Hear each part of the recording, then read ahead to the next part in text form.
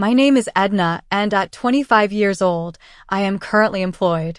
5 months ago, I suffered a significant loss with the passing of my grandfather, who had been my main support system. Today is a critical day as the attorney is scheduled to reveal my grandfather's will, a moment I am facing with mixed emotions. In these trying times, I am comforted by the presence of my only family, my sister Emma, who is 4 years older than me. Our lives took a tragic turn 20 years ago when we lost our parents in a devastating accident, leaving us in the care of our loving grandparents. After our grandmother's death from an illness, a gaping hole was left in our family, and my grandfather's health and spirit declined over the years. Out of concern, I chose to live in an apartment close to his residence to make regular visits and ensure his well-being. Despite my constant care, my grandfather would humorously scold me, saying that, as a mature woman, it was inappropriate for me to keep coming back home. However, he always kept a positive attitude. Then, unexpectedly, I found him in severe pain during one of my visits, and despite rushing to get medical help, he sadly passed away. Today, as the attorney is set to disclose the details of my grandfather's will, Emma's voice interrupts my thoughts, suggesting we make tea for the occasion. As I move to the kitchen, I see Emma relaxed on the mat, her familiar strong perfume filling the room. She hasn't changed a bit, still the same even after years. I remember her rebellious teenage years, her carefree lifestyle, and how her grandparents would often have to apologize for her behavior. Emma has continued to live a laid-back life into adulthood, working part-time and depending on our grandfather financially. As the lawyer arrives, I bring out the tea, and Emma formally greets him, marking the importance of the day. The lawyer, with eyes that remind me of my grandfather, begins to read the will. It states that Emma is to receive a whopping $20 million, while I am left with the family home and its surrounding land. Upon learning of the will's contents, Emma bursts into laughter, leaving me to ponder the unexpected outcome. I am struck by the irony as a massive $20 million in cash is allocated to Emma, while I inherit only the old, rundown family house. Despite the disparity, I find humor in the situation and quietly remark on the vast difference in our inheritances. "It's just like you," my sister jests, her laughter resonating around us. My attempt to highlight the value of the accompanying land only leads to more teasing from her. "It's not just the house, there's land too," I remind her, trying to see the silver lining. I retorted, to which my sister responded with a sarcastic laugh.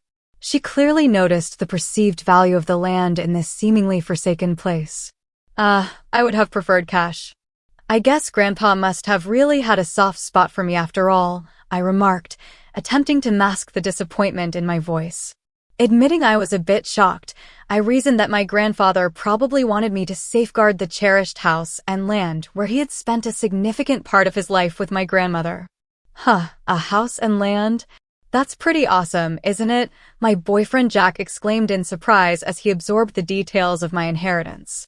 However, I couldn't share in his enthusiasm and shook my head to imply that it wasn't as great as it sounded. As I recounted the tale, a sense of emptiness crept over me. Verbalizing the situation felt like an acknowledgement of my perceived inferiority. Jack, attempting to lighten the mood, made an insensitive comment about the desirability of being beautiful and wealthy.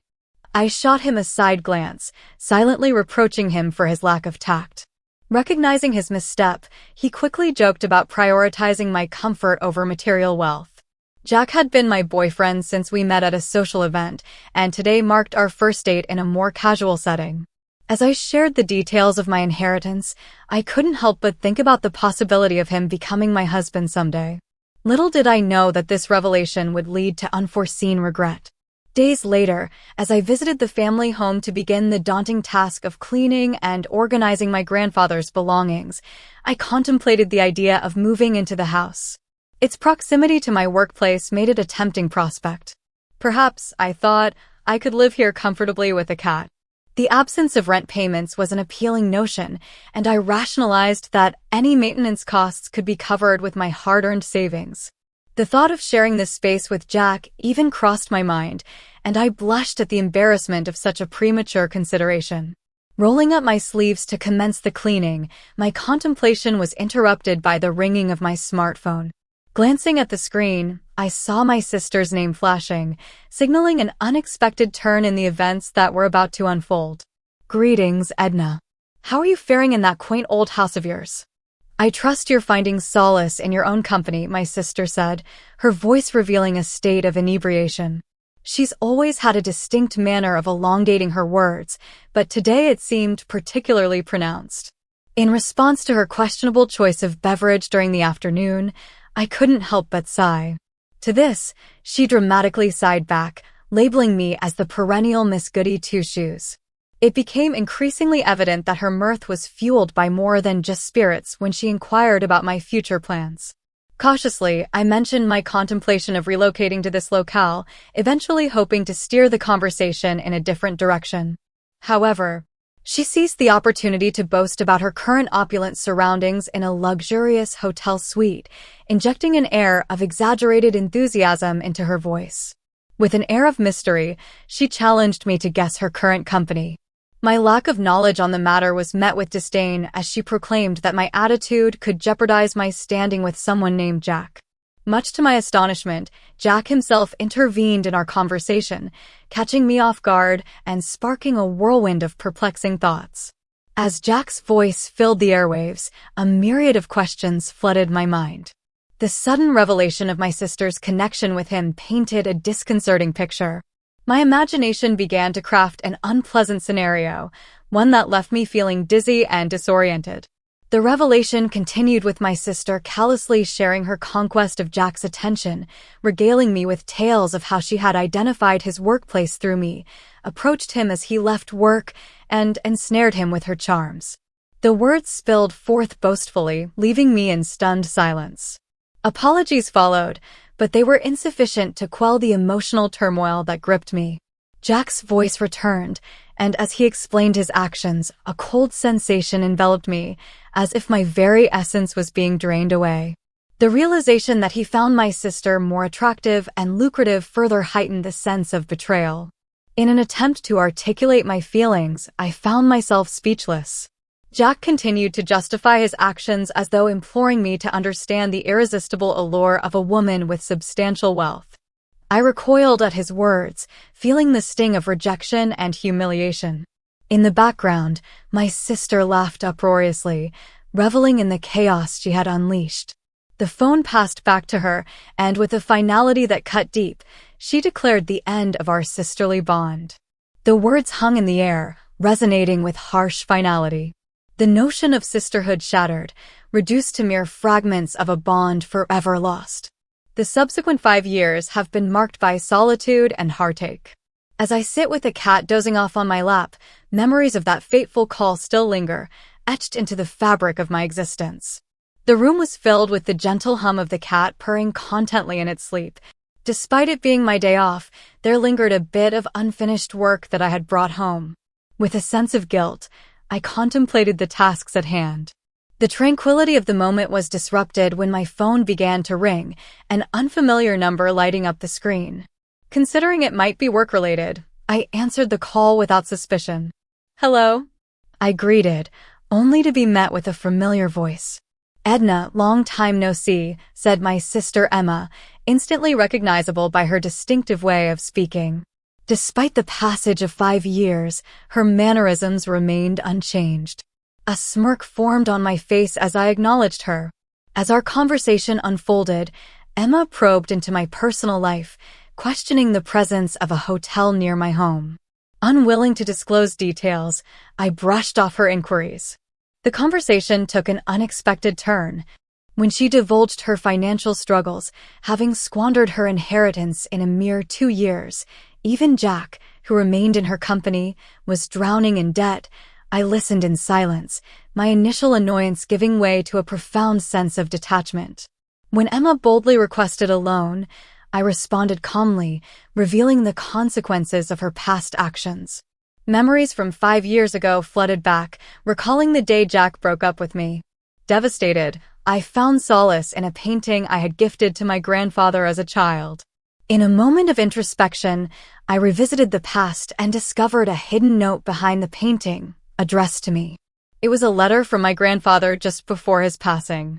He explained the seemingly uneven distribution of his estate, emphasizing his appreciation for my unwavering care.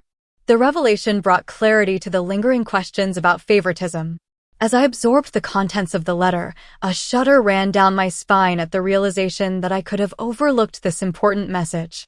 The letter provided closure, dispelling any doubts about my grandfather's intentions. It was a testament to the enduring bonds within our family, and I finally understood the true significance of the estate distribution. Regardless of Grandpa's perceptions, I found myself deeply affected by Emma's hurtful words during that time. Despite my strong bond with my grandfather, a tinge of jealousy lingered. As I continued reading the letter, Emma, it seemed, was not content with an ordinary distribution. She exhibited a voracious greed that even extended to her role as a granddaughter. Yes, Grandpa, she managed to take my boyfriend away from me, and it's a sentiment I felt compelled to share with him. Hence, I arranged the distribution in a way that, though Emma might seem to have received the more favorable portion at first glance, she wouldn't pay attention to my share. Grandpa's letter hinted at the increasing value of the land in our area due to ongoing urban development. As I read further, my eyes widened in surprise. The letter proposed living on the land if emotionally attached or selling it for a substantial profit when its value rose. All Grandpa wanted was for me to be happy. Upon conveying this to Emma, she dismissed it with a disdainful click of her tongue, calling me a hag. However, I decided to follow Grandpa's advice. I lived in the house for a while, but when my circumstances improved, I sold it as the land value had risen enough. I made it clear to Emma that I wouldn't lend her any money. Frustrated, Emma proposed returning my boyfriend Jack as a bargaining chip. That was the breaking point for me. Enough was enough. I expressed my pent-up frustration, telling Emma that I despised her ingratitude and disowning her as my sister. By that time, I was already wed and had zero interest in Jack or encountering him once more. I concluded the call, blocked her numbers, and offered an apology to my cat for the distress caused. Subsequently, Emma and Jack, under a misguided belief, barged into the old family home, thinking I remained the owner. Their intrusion led to property damage, prompting a call to law enforcement. It emerged during the investigation that they had previously engaged in marriage scams for financial gain. Consequently, both faced arrest and impending incarceration. During the police interrogation, I demonstrated my non-involvement, having divested myself of the property and cut all ties with Emma. After the questioning, my husband collected me from the station. Exiting, we saw Emma and Jack, looking forlorn and disheveled, as they were relocated within the facility. Despite feeling a pang of sorrow, my husband and I exchanged a glance of understanding. Grasping his outstretched hand, we departed from the station. On our way out, my husband expressed concern for my well-being. I assured him, mentioning our future together and the child growing inside me. It was a moment of clarity. While wealth holds significance, there exist far greater treasures.